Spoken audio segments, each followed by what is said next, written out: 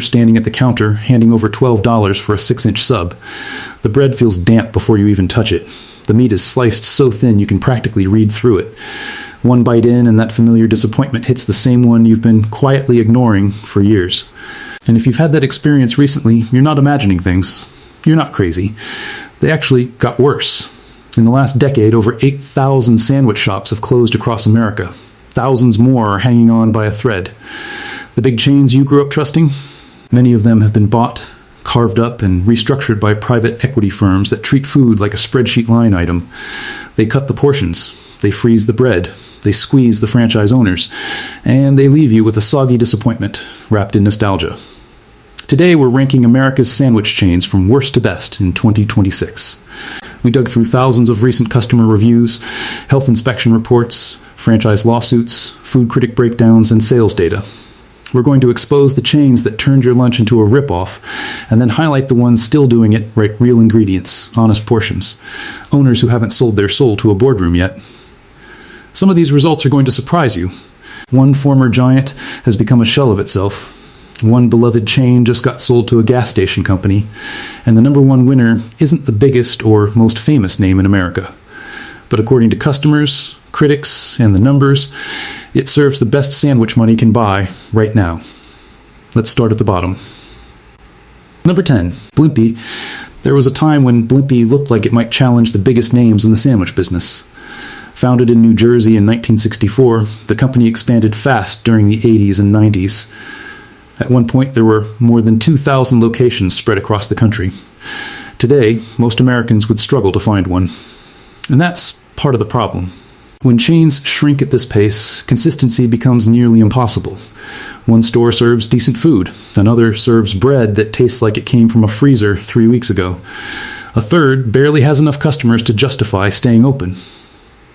The biggest complaint isn't that Blimpie is terrible, it's that nothing about it stands out anymore. The sandwiches feel generic, the ingredients feel dated. The stores often look like time capsules from another decade. In an era where competitors are baking fresh bread, slicing meat to order, and building cult followings, Blimpie feels stuck. Food writers have repeatedly described it as forgettable. And for a restaurant, that may be worse than being bad. At least bad gets attention. Forgettable simply disappears. The chain survives largely on nostalgia, but memories aren't lunch. Number 9, Quiznos. Remember the toasty jingle? 5,000 stores on every other corner? Celebrities and commercials? It felt unstoppable. Today, fewer than 400 locations remain, and this chain didn't lose to a market shift. It destroyed itself, specifically. It destroyed the small business families who poured their life savings into it. Here's what happened. In the early 2000s, Quiznos forced every franchisee to buy all supplies through a single corporate-approved vendor. Independent audits and class actions later revealed markups as high as 50% above market rate. Franchisees couldn't even walk down the street to buy fresh tomatoes at a lower price. Corporate pocketed the difference. Then they set menu prices so low that franchisees lost money on nearly every sandwich sold. By 2010, over 8,000 current and former franchisees joined one of the largest class actions in franchise history, settling for around $26 million. By 2014, Quiznos filed for bankruptcy owing creditors more than $500 million. Thousands of locations vanished. Fast forward to 2026. Recent customer reviews are merciless. One reviewer paid nearly $20 for 2 sandwiches and couldn't finish either. Average ratings hover around 2.9 stars. Tiny portions, paper-thin meat, bread that tastes like it was microwaved. Quiznos is a warning from the past about what happens when corporate greed collapses inward on itself. Number 8, Jimmy John's. Jimmy John's built an empire around one phrase, freaky fast. You order, they deliver, almost immediately. For years, that formula worked. But as competitors improved their food, Jimmy John's stayed focused on speed. And customers started asking an uncomfortable question. What good is fast service if the sandwich isn't worth eating once it arrives? The criticism runs deeper than soggy bread and disappearing meat. Between 2012 and 2020, the FDA documented at least 5 major outbreaks tied to Jimmy John's locations, 4 linked to E. coli, 1 to salmonella connected to sprouts and cucumbers. Nearly 90 confirmed illnesses. Some customers developed hemolytic uremic syndrome, where E. coli attacks the kidneys. The chain kept the risky toppings on the menu through multiple outbreaks. Only after a public FDA warning letter in 2020 did they finally pull them nationwide. A judge in one case later allowed punitive damages citing, and this is a direct quote from court documents, knowing and reckless indifference to customer safety. Then in 2019, Jimmy John's was acquired by Inspire Brands, owned by RoArc Capital, the same private equity firm we'll come back to shortly. Same playbook, acquire the brand, slash food costs, maximize the spread. By 2026, reviewers regularly post photos of meat so thin you can see through it. Longtime customers report portion cuts of up to 75% on some items. Average complaint site ratings sit around 1.4 stars. The marketing still pushes speed and freshness. The reality for many locations is anemic bread, disappearing protein, and a sandwich that's mostly mayo and disappointment. If you're ever stuck at one, keep the order basic. Inspect the bread before you pay. And walk if it looks off. Number 7. Panera Bread. The chain that literally has the word bread in its name no longer bakes its own bread. In April 2025, Panera officially confirmed it was shutting down the last of its fresh dough facilities. Once operating 24 bakeries that supplied the entire chain, that number is now heading to 0. The bread you'll eat at Panera tomorrow was made in a distant factory, frozen, shipped half-baked, and finished in store. You're not eating at the warm bakery cafe you remember. You're eating in the wreckage of what Panera used to be. The decline goes even further. Panera's own CEO admitted it on stage at a 2025 investor conference. He called the endless cheapening of the menu, in his own words, death by 1,000 cuts. He even joked about switching to iceberg lettuce, saying, "No one likes iceberg." Yet they did it anyway because it was cheaper. Employees have reported being instructed to bulk up tuna salad with breadcrumbs. Customers post photos of BLTs with a single strip of bacon, sometimes none at all. The founder, who started the company in 1987 with a San Francisco sourdough starter, passed away last year. In the same year, the German private equity firm Jab Holding, which also owns Krispy Kreme, closed the remaining fresh dough facilities. Walk into a Panera in 2026, and a sandwich, drink inside can easily cost $20 or more. When customers pay restaurant prices, they expect restaurant quality. Instead, many describe receiving portions that seem smaller than ever, and food that reviewers in 2026 are comparing to hospital cafeteria meals. If habit still pulls you in, treat it like a soup counter. Grab a simple soup and black coffee, and skip anything built on the artisan bread they no longer actually make. Number 6. Potbelly Sandwich Shop. The smell is still the first thing you notice. Warm bread, toasted sandwiches, melted cheese. For many customers, walking into Potbelly still feels like stepping into a neighborhood sandwich shop from a different era. And when Potbelly gets it right, it's genuinely good. That's what makes this ranking so painful.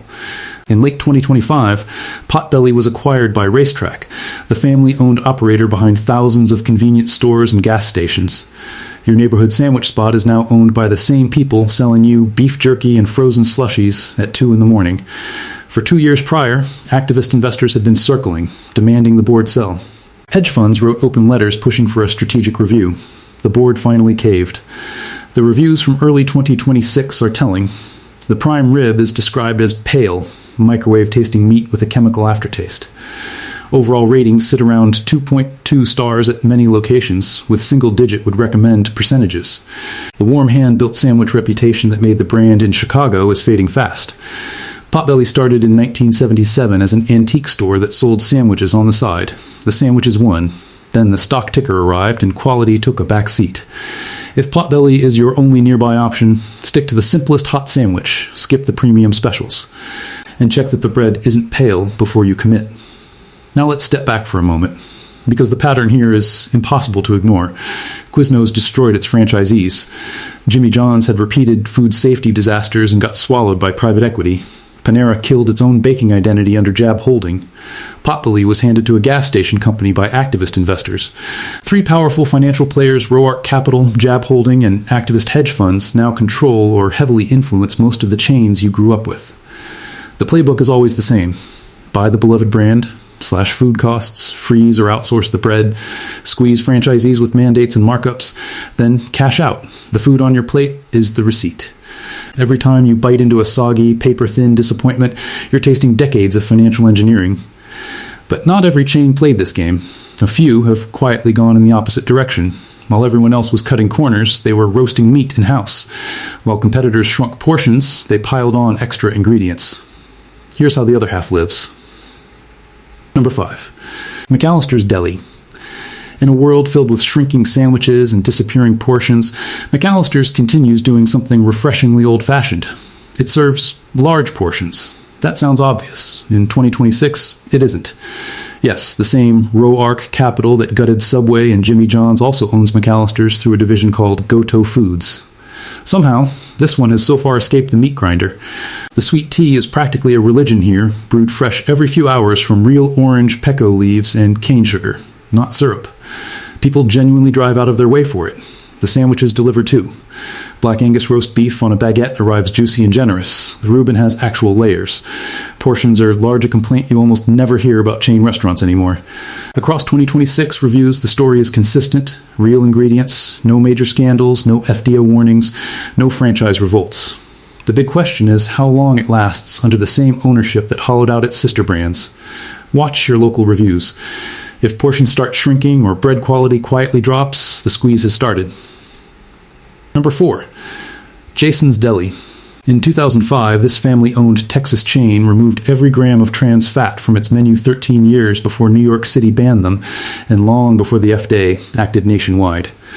They later eliminated high-fructose corn syrup, Miss G, and artificial dyes.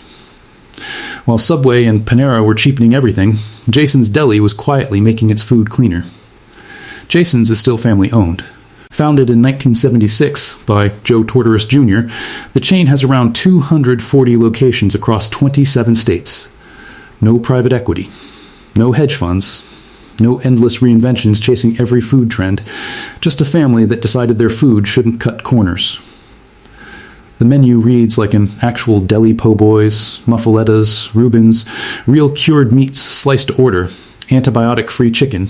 Every dine-in customer gets a free salad bar with more than 30 items and a soft-serve ice cream cone on the way out. Food critics in 2026 consistently call it one of the most underrated chains in America. The free ice cream alone has earned a kind of legendary status among longtime regulars. It's not flashy. It's not viral. It's trusted. And trust, in this industry right now, is the rarest ingredient of all. Number 3. Firehouse Subs. In 2005, 2 former firefighters watched what Hurricane Katrina did to first responders in Mississippi. They loaded up a truck with food and drove down to feed the people literally pulling bodies from the wreckage. That single act of service 21 years ago has grown into something far bigger. The Firehouse Subs Public Safety Foundation has now delivered over $15 million in life-saving equipment and more than 7,000 grants to fire departments, police, and EMS teams across all 50 states. Every time you buy one of their famous $4 pickle buckets, 100% of the proceeds go straight to that foundation, which holds a 4-star rating from Charity Navigator. This isn't corporate virtue signaling. The founders, brothers Chris and Robin Sorensen, were actual firefighters. Their father served 43 years in the Jacksonville Fire Department. Both brothers still sit on the foundation board. The food matches the mission. Their signature steaming process heats every meat right at the counter, so hot subs arrive genuinely moist and flavorful instead of dry. The hook and ladder, the Italian, the brisket cheddar, they deliver real satisfaction. Pick one up and notice something immediately. It's heavy. Not emotionally. Physically, these aren't delicate little sandwiches built around air and marketing. They're substantial meals. A Q1 2025 Technomics survey ranked Firehouse number 1 among major sandwich chains for both food quality and community support. They opened their 1400th location in late 2025 and are still growing. You'll pay $1 or $2 more than the bottom tier chains, but you walk out with nearly twice the meat and a meal that actually feels like a full one. Number 2, Jersey Mike's Subs. In November 2024, Blackstone, the world's largest buyout firm, purchased a majority stake in Jersey Mike's for $8 billion. Your favorite sub shop is now officially a Wall Street asset, with analysts already talking about a potential IPO valuation of $12 billion. So, why is it still sitting near the top of this list? Because for now, the food is still the food. Every Jersey Mike's bakes its bread fresh in store from scratch. The meats are sliced to order on a real deli slicer the moment you order provolone, ham, prosciutto, capicola, salami layered hot or cold on a roll that's still warm. Annual sales per location average around $1.3 million, nearly 3 times what the worst chains on this list are pulling in the same category. In 1975, a 17-year-old named Peter Cancro bought a tiny sub shop in Point Pleasant, New Jersey for $125,000 with a loan co-signed by his football coach. That teenager now oversees 200 locations. Then there's the giving. On the last Wednesday of every March, every single Jersey Mike's store donates 100% of sales, not just profits, all sales to local charities. In 2025 alone, they raised $30 million in 24 hours. Since 2011, the program has contributed over $143 million to hospitals, food banks, Special Olympics, and Make-A-Wish. But here's the warning. Private equity ownership changes things. Some customers are already reporting thinner meat and slower service in certain regions. The squeeze doesn't hit every store once it rolls out gradually. Before you drive to your local Jersey Mike's, check the most recent reviews for that specific location. If the last few months are full of portion complaints, believe the customers. The corporate pressure is real, and history says it only moves in one direction. Number 1. Capriotti's Sandwich Shop. Every single chain we've discussed today, the good, the bad, and the collapsing, has either been bought by private equity, gone public, or has activist investors circling. Everyone except this one. Capriotti's turns 50 years old in 2026. It has 175 locations across 33 states. And the leadership has deliberately stayed founder-led, repeatedly turning down massive checks from institutional buyers who wanted to run the company from a spreadsheet in Manhattan. The CEO, Ashley Morris, bought Capriotti's in 2008 with his college roommate after being longtime customers who loved the food so much they once moved their apartment closer to their favorite store.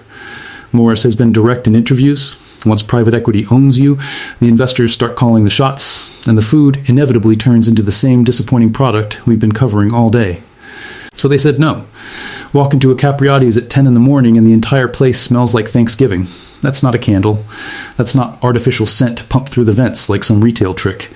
Every single location roasts whole turkeys overnight for 12 hours. An employee arrives early to hand pull the meat off the bone. That real turkey, not processed, not pre-sliced, not shipped from a factory, goes into the bobby. Pulled turkey, stuffing, cranberry sauce, and mayo on a fresh roll. Essentially Thanksgiving on bread. It sounds simple. Then you try it. And suddenly you understand why food writers, critics, and customers have spent years talking about it.